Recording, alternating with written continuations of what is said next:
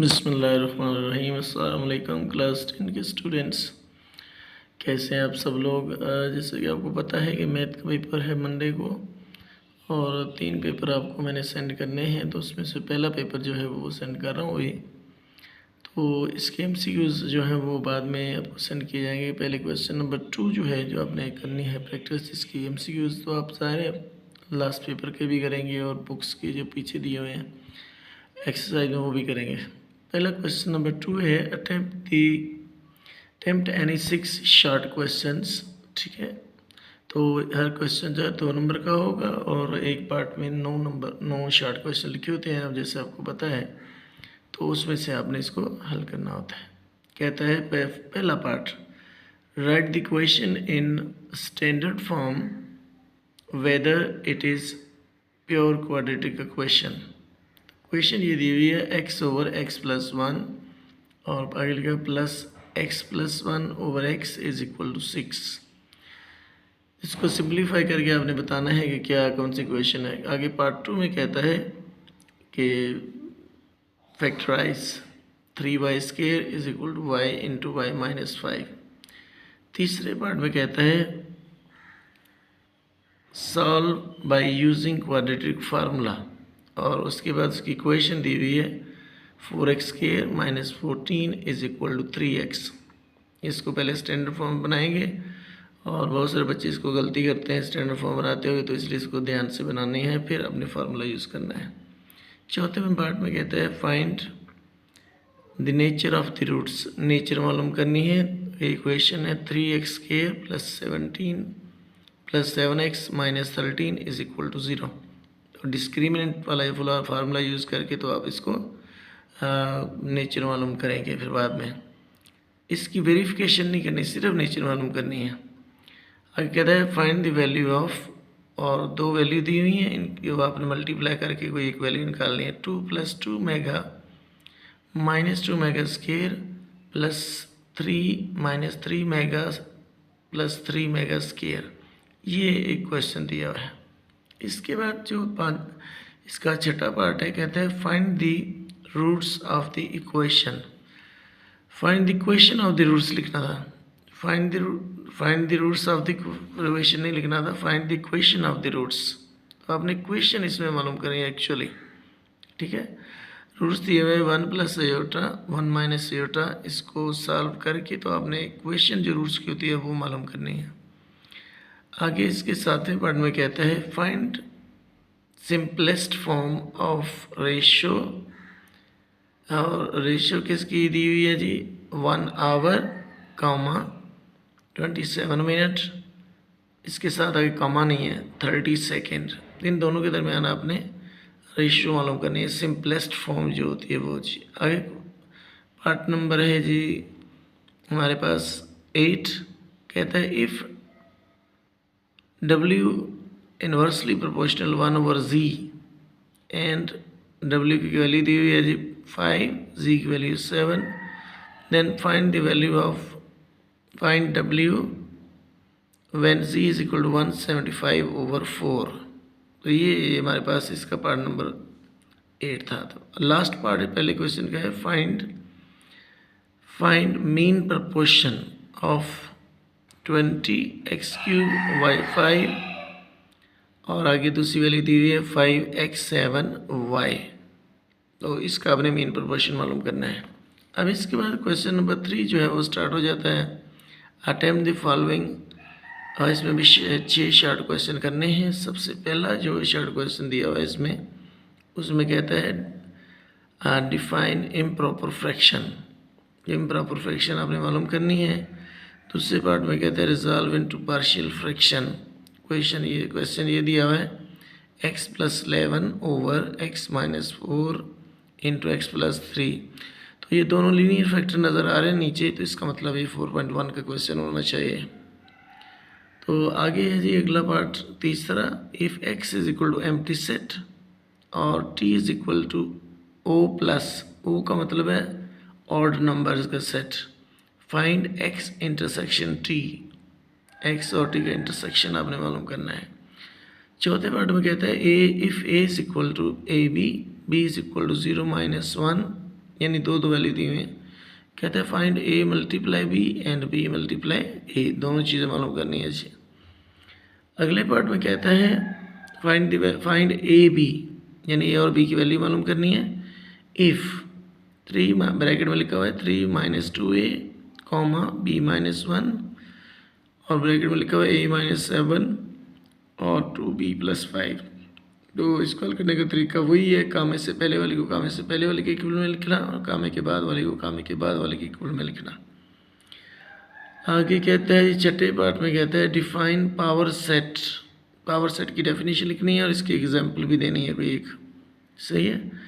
आगे कहता है if x is equal to 1 2 4 7 9, y is equal to 3 8 6 7, find a - b b - a, यानी a - b भी मालूम करना है और b - a भी मालूम करना है।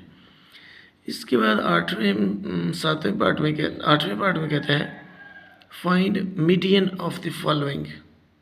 तो आपने क्या मालूम करना है, मीडियन, और वैल्यू दी हुई है 14 16 8 12 10 और 4, 6 वैल्यू दी हुई है। तो आपने मीडियन मालूम करना है इसका। इसके बाद आगे है जी इसका last part, find geometric mean of 10 6 8 10 12।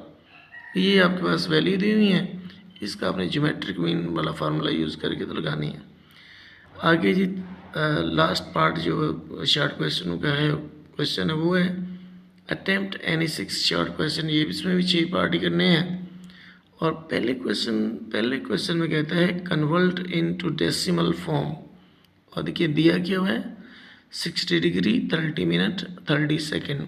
अगर एक लाइन लगी हो तो मिनट, 2 लाइन लगी हो तो सेकेंड होता है जी। ये इसका पहला पार्ट है। अभी हम इसके दूसरे पार्ट को देखते हैं कि वो क्या है। पेज उल्टाने से पता चलेगा अभी इसमें। हाँ जी, ये पेज उलट गए हैं और इसके दूसरे पार्ट पे हम पहुंच गए हैं। दूसरे पार्ट में कहते हैं कन्वर्ट इनटू रेडियंस -7π/8। तो आपने इसको रेडियन में चेंज करना है जी, सॉरी डिग्री में चेंज करना था इसको। यहाँ क्या लिखना है, कन्वर्ट इनटू डिग्रीज। ये जो रेडियन लिखा हुआ है इसके जगह डिग्रीज लिखना है आपने, डिग्री में इसको चेंज करना है जी। ये गलती से रेडियन लिखा हुआ है। आगे कहते हैं तीसरे पार्ट में कहते हैं फाइंड एल। ये बेटा सारे सवाल आने हैं पेपर में, इसलिए अच्छे तरीके से करने हैं। Find L when theta is equal to 180 degree और radius is equal to 4.9 centimetre. तो फार्मूला लगा के आप इसको एल की वैल्यू मालूम करेंगे, L is equal to R theta वाला। आगे इसके कहता है चौथे पार्ट में कहता है प्रूव डैट, और इसमें लिखा हुआ है tan theta plus cot theta bracket में, ब्रैकेट के बाहर है tan theta is equal to secant square theta. आगे इसके जी पांचवा पार्ट है डिफाइन साइक्लिक क्वाड्रिलेटरल, यानी साइक्लिक क्वाड्रिलेटरल की आपने डेफिनेशन लिख रहे हैं। फिर कहते हैं define secant of a circle, circle का सीकेंट। फिर कहते हैं what is meant by circumcircle, circumcircle क्या चीज़ होती है जी। और आठवें पार्ट में कहते हैं define chord of a circle, chord की डेफिनेशन लिखनी है। फिर कहते हैं what is meant by projection, projection की डेफिनेशन भी आपने लिखनी है। ये तो थे शॉर्ट क्वेश्चन। अब आते हैं लॉन्ग क्वेश्चन की तरफ। तो लॉन्ग क्वेश्चन में जो पहले 4 क्वेश्चन हैं उनमें से 2 करने हैं और क्वेश्चन नंबर 9 आपने कंपल्सरी करना है जी, सही है। क्वेश्चन नंबर जो 5 का ए पार्ट है कहते हैं सॉल्व द क्वेश्चन, और क्वेश्चन दी हुई है x की power 2/3 plus 54 is equal to 15 की पावर 15 x की पावर 1/3। इस क्वेश्चन को पहले स्टैंडर्ड फॉर्म में बना लेंगे, फिर उसके बाद जिस तरीके से भी आपने समझा हुआ है अब करेंगे। बी पार्ट में कहता है prove that x³ + y³ + z³ is -3xy z is equal to x + y + z into x + omega square z into x + omega square y + omega z। तो आपने इसकी राइट हैंड साइड लेके left के इक्वल साबित करना है, ठीक है। जो मुश्किल साइड होती है वो लेते हैं और फिर इसको साबित करते हैं। आगे जी क्वेश्चन नंबर 6 है find the value of x minus 6a over x plus 6a plus x plus 6b over x minus 6b if, ये इफ़ के बाद जो लिखा इधर से क्वेश्चन ये शुरू करता है, x is equal to 12ab over a minus b। तो इसको भी बेटा आपने अच्छे तरीके से करना है, क्योंकि इस तरह का कोई भी क्वेश्चन पेपर में आपको मिलेगा। आगे बी पार्ट में कहते हैं रिजॉल्व इनटू पार्शियल फ्रैक्शन। जी आ गया 9x minus 7 over x plus 3 और x square plus 1। X square के दरमियान अगर एक्स स्क्वायर प्लस 1 के दरमियान माइनस होता तो फिर ये 4.1 का क्वेश्चन बन जाता, लेकिन अब चूँकि ये क्वाड्रेटिक आ गया है तो इसकी फैक्टराइजेशन नहीं हो रही, तो ये 4.3 का क्वेश्चन होगा। इसको आपने फिर उसी हिसाब से करना है। आगे क्वेश्चन नंबर 7 में कहता है if L is equal to x such that x belongs to n and x less than equal to 5, यानी नेचुरल नंबर 5 तक आपने लिखना है L का सेट। आगे इसके m सेट दिया हुआ है, m is equal to y such that y belongs to p का मतलब prime number and y less than 10, और 10 से छोटे प्राइम नंबर आपने लिखने हैं। फिर कहते हैं इसमें मालूम क्या करना है, find L multiply m binary relation, आपने इसका आंसर मालूम करना है। एंड r x सेट में दिया हुआ है x y such that y minus x is equal to, तो जो r आपने मालूम करना है, जो बाइनरी रिलेशन आप मालूम करेंगे उसमें से y में से x निकालें तो दो जो आप जिसका आता है ना वो वाले आपने यहाँ पर बाइनरी रिलेशन लिखने हैं। फिर उसके बाद आपने इसका and also find domain and range of R, तो जो आर आपका निकलेगा उसका डोमेन रेंज भी आपने निकलना लेना है। इसके बी पार्ट में कहता है find standard aviation of the following 8, 7, 14, 12, 14, 18। तो ये 6 रकमें दी हुई हैं, इसका हमने स्टैंडर्ड एविएशन निकालना है।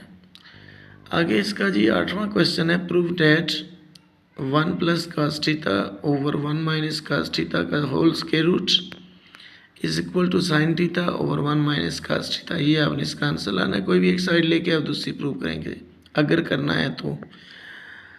बी पार्ट में कहता है two circles are at 8 centimetre, यानी इनके दरमियान डिस्टेंस जो है वो कितना है 8 सेंटीमीटर।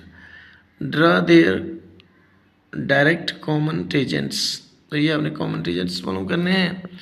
ये इसका है जी हमारे पास क्वेश्चन लास्ट था। अब आगे थ्योरम की बारी आ गई है।